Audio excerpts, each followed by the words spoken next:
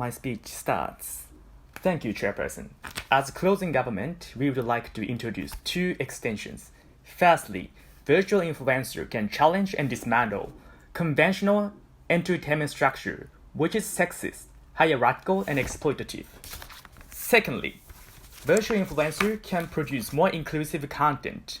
We will present our conclusion to the clash points that was debated in the opening half.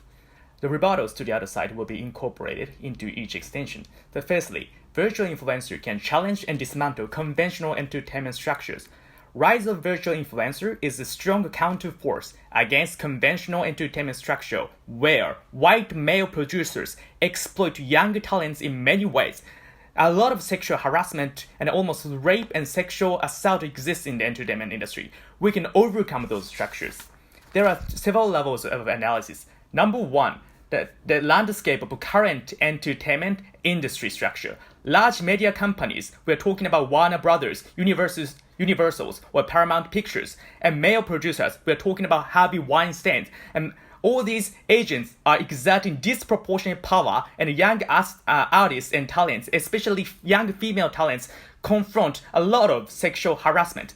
For example, in Hollywood, Kevin Spacey or Harvey Weinstein and all these authorities conducted sexual harassment or sexual conduct or even rape. A lot of young talents were exploited and sacrificed. Even if we talk about case of Japan, biggest talent production agency, Johnny's, there are many harassments. Similar things are happening in Korea and China as well. If we talk about advertisement work, the clients has strong power and a lot of talents want to gain sponsored contract with clients. The problem is there's huge power imbalance right now. Young athletes, young talents and models or artists need to cater to such a culture in order to gain some jobs. They need to be assigned to protagonists in films, drama. They have to show up in advertisements. Consent with free will is illusionary.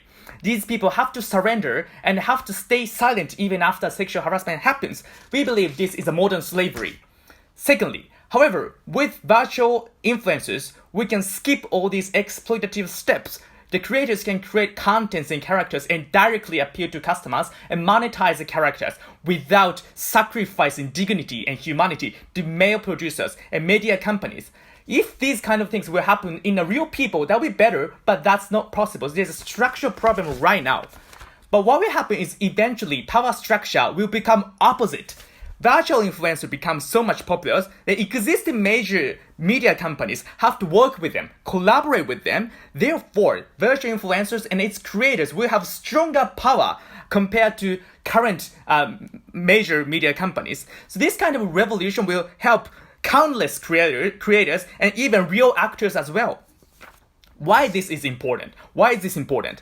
Because a lot of women, a lot of young talents commit suicide due to its kind of serious exploitation, or a lot of people get mentally unstable, right? We believe saving life is a paramount value. So let's accept the best case scenario of opposition bench. Yes, superficial norms might be partially reinforced. However, we need to prioritize human rights and protection of the most vulnerable agents and actors. It's far more important than partially reinforced superficial norms. Or maybe initial consent might exist, as the leader of opposition explained, but that's not a reason for people to be abused. Therefore, we believe challenging conservatism in entertainment industry is critical, and we can only do that with virtual influencers because no real people are actually involved there. Moving on to my second extension, but before that, I would like to take a point of information. Yeah.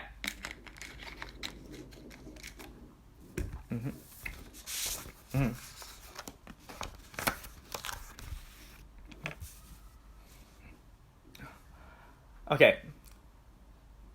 So the reason why a lot of victims do not speak out is because they don't want to be publicly ashamed and embarrass themselves. This is a mindset of victims all the time, not limited to entertainment industry. All the victims of sexual harassment confront similar kinds of problem, so we don't have to count on it.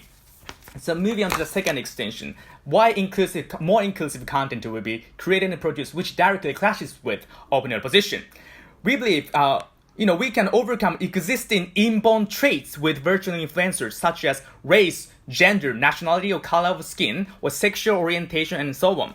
The leader of opposition explained that liberalization trend exists in entertainment industry, but we challenge on it. We believe it's not happening right now because there's invisible barrier in the entertainment industry. For example, in Hollywood, white actors are more likely to be assigned to the main roles, even though the Disney or some limited companies are making voluntary effort. So that there's a limit on voluntary trend of highlighting or spotlighting the actress or actors from minority groups.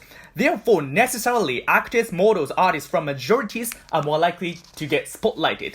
We believe there's a huge unfairness or invisible barrier there. Secondly, how we can overcome with this kind of negative barriers with virtual influencers.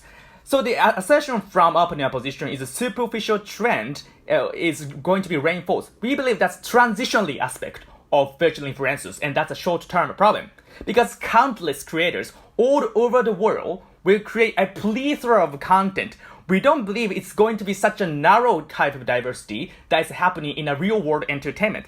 In real-world entertainment, false expectation is far more serious. Let's take a look at beauty contests or Victoria's Secret runway or fashion magazines. Real people's entertainment generate far more exploitative and unfair expectation upon younger customers. We need to challenge that trend. That is why the rise of virtual influencers is necessary. And we believe in a long term, the world will come where people no longer care nationality, gender, or color of skin in the first place. The customers will purely appreciate the attractiveness of content, and content-central entertainment culture will be far more accepted. We believe it's going to be far more meritocratic compared to what the opposition defended. Finally, it's very cheap and accessible to create virtual influencers. Even small and medium-sized creators organization can create virtual influencers. Currently, if you want to generate diversity, only Disney or Netflix, the company with a large financial capital, can do it. But under our paradigm, small creators, young creators can generate virtual influencers with a small amount of money. So a lot of people can access diversity of content. So in terms of accessibility, our paradigm is much better and fair. We are happy to propose. Thank you.